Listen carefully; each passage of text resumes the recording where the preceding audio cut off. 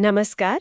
आज हम एक अहम मुद्दे पर बात कर रहे हैं, असम में एमबीबीएस दाखिलों को लेकर। खास तौर पर सरकारी मेडिकल कॉलेजों में 2025 से एनआरआई कोटे की जो वापसी हो रही है, उस पर नीट एक्सपर्ट्स का एक विश्लेषण देखा है। और ये विश्लेषण असम सरकार के 9 अप्रैल 2025 के गैजेट नोटिफिकेशन मतलब जो सरकारी अधिसूचना होती है, उस पर आधारित है। तो चलिए आज इसी को थोड़ा विस्तार से समझते हैं।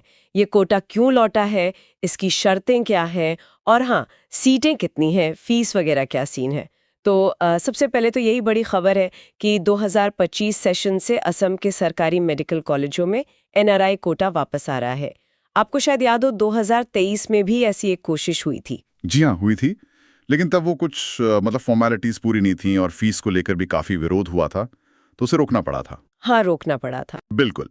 और इस बार का जो ये गैजेट नोटिफिकेशन है, ऐसा लगता है कि वो पिछली जो कमियां थी शायद उन्हें दूर करने की एक कोशिश है। और इसमें इसे फिर से क्या कहते हैं, परिभाषित किया गया है। अब देखना यह है कि ये मौजूदा आरक्षण व्यवस्था के साथ कैसे फिट बैठता है। सही कहा।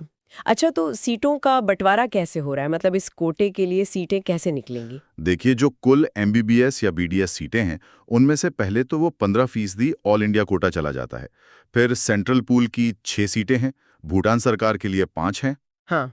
और वो जो नॉर्थ ईस्ट के राज्य हैं, जहां मेडिकल कॉलेज नहीं, जैसे मेघालय, नागालैंड, उनके लिए भी कुछ सीटें आरक्षित हैं, करीब 12 सीटें।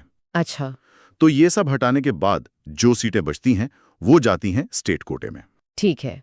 अब उस स्टेट कोटे में भी पहले जो राज्य के आरक्षण हैं, एससी, एसटी, ओबीसी, ईडब्ल्यूएस वगैरह, वो लागू होते हैं। हम्म। उन सभी आरक्षित सीटों को हटाने के बाद जो सीटें बचती हैं, ना। उनका 7% एनआरआई या एनआरआई स्पॉन्सर्ड उम्मीदवारों के लिए तय किया गया है। ओह अच्छा, तो मतलब सारी कटौतियों के बाद जो बचा उसका 7%। जी, बिल्कुल। और ये 7% संख्या में कितना बनता है लगभग? हाँ, कैलकुलेशन के हिसाब से ये करीब 88 सीटें बनती हैं। 88 सीटें। ये तो काफी हैं। और ये कहाँ होंगी, मतलब कौन से कॉलेजों में?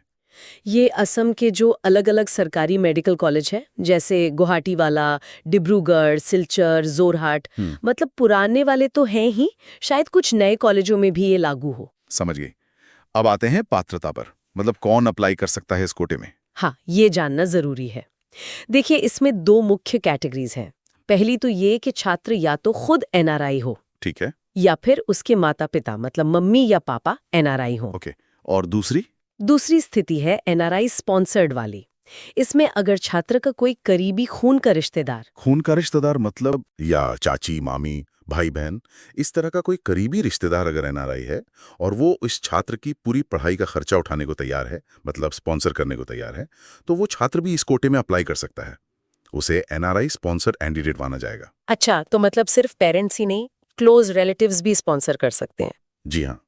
ये तो हुई पात्रता की बात। अब उस चीज पर आते हैं जिस पर सबकी नजर होगी, फीस।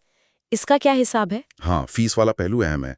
इस कोटे के तहत पूरे एमबीबीएस कोर्स की जो कुल फीस तय की गई है, वो है $1,15,000 अमेरिकी डॉलर, 115,000 यूएसडी। $1,15,000? ये तो काफी ज्यादा है। जी, काफी ज्यादा है। और इसमें से पहले साल मतलब एडमिशन के टाइम पर $25,000 जमा करने होंगे। $25,000 पहले साल? हाँ। और जो बाकी रकम बची, यानी 90,000 यूएसडी, वो अगले 4 सालों में बराबर किश्तों में देनी होगी। मतलब हर साल करीब $22,500। बिल्कुल, 22,500 यूएसडी हर साल अगले 4 साल तक। तो हाँ, ये एक बहुत बड़ी फाइनेंशियल कमिटमेंट है। वाकई फीस तो बहुत ही ज्यादा है। लेकिन इसी के साथ एक और थोड़ी चौंकाने वाली सी बात सुनने में आ रही है, एडमिशन के लिए जो नीट स्कोर चाहिए उसके बारे में। हाँ, ये काफी दिलचस्प पॉइंट है। जो जानकारी अभी तक सामने आ रही है, वो इसी तरफ इशारा करती है कि शायद इस कोटे में सीट पाने के लिए बहुत हाई नीट स्कोर की जरूरत नहीं पड़ेगी। ऐसा कहा जा रहा है कि अगर कोई कैंडिडेट नीट में सिर्फ क्वालिफाई भी कर लेता है, सिर्फ क्वालिफाई मतलब जैसे जनरल के लिए वो 140-150 के आसपास होता है। हाँ, उदाहरण के लिए मान लीजिए अगर कट ऑफ 144 है और किसी के 144 या उससे थोड़े ज्यादा मार्क्स हैं, तो वो इस कोटे के तहत एडमिशन पाने के लिए एलिजिबल हो सकता है। मतलब उसे सरकारी कॉलेज में सीट मिलने की अच्छी खासी संभावना है, बशर्ते वो फीस भर सके। सिर्फ क्वालिफाइंग स्कोर पर सरकारी एमबीबीएस सीट, ये थोड़ा अजीब नहीं लगता, जहां बाकी सीटों के लिए इतनी मारामारी है। अजीब तो लगता है, बिल्कुल। लेकिन यहाँ ये भी समझना होगा कि सिर्फ क्वालिफाई करने से आपको एडमिशन की पात्रता मिल गई है। कौन सा कॉलेज मिलेगा ये फिर भी आपकी रैंक पर ही निर्भर करेगा।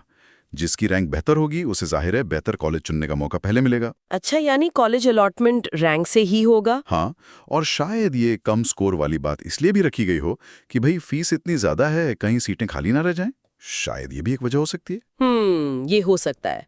तो मतलब ये उन एनआरआई या एनआरआई स्पॉन्सर्ड कैंडिडेट्स के लिए एक बड़ा मौका हो सकता है, जिनका स्कोर शायद उतना अच्छा ना हो, पर वो ये भारी भरकम फीस दे सकते हैं। निश्चित रूप से ये उनके लिए एक दरवाजा खोलता है जो शायद मेरिट के आधार पर सामान्य सरकारी सीट ना हासिल कर पाते। लेकिन इसके दूसरे पहलू भी सोचने वाले हैं। जैसे ये कि इतनी ज्यादा फीस और तुलनात्मक रूप से कम स्कोर की जरूरत वाली व्यवस्था, इसका स्थानीय छात्रों के अवसरों पर क्या असर पड़ेगा, और जो पूरी एडमिशन प्रक्रिया की मेरिट है उस पर क्या असर पड़ेगा। ये एक तरह का संतुलन बनाने वाला सवाल है। हाँ, ये बात तो है। मेरिट वर्सेस पेमेंट कैपेसिटी का सवाल खड़ा होता है। बिल्कुल। तो अगर हम आज की सारी बातचीत को संक्षिप्त में देखें, तो असम सरकार 2025 से अपने सरकारी मेडिकल कॉलेजों में एनआरआई और एनआरआई स्पॉन्सर्ड कोटा फिर से ला रही है। करीब 88 सीटें होंगी। कुल फीस $1,15,000 है जी, $25,000 पहले साल। हाँ, और एडमिशन के लिए शायद नीट क्वालिफाइड होना ही काफी हो सकता है। हालांकि कौन सा कॉलेज मिलेगा ये रैंक पर निर्भर करेगा। बिल्कुल सही, यही मुख्य बातें हैं। यह कदम एक तरफ तो एनआरआई समुदाय के छात्रों के लिए मौके बढ़ा रहा है, लेकिन साथ ही ये फीस कितनी एक्सेसिबल है, आरक्षण का संतुलन कैसे बना रहेगा, और सरकारी शिक्षा में मेरिट का सिद्धांत बनाम भुगतान करने की क्षमता, इन जैसे अहम मुद्दों पर भी सोचने को मजबूर करता है। सही कहा। और इसी के साथ हम आज की ये चर्चा यहीं समाप्त करते हैं, लेकिन श्रोताओं के लिए एक सवाल जरूर छोड़ जाते हैं।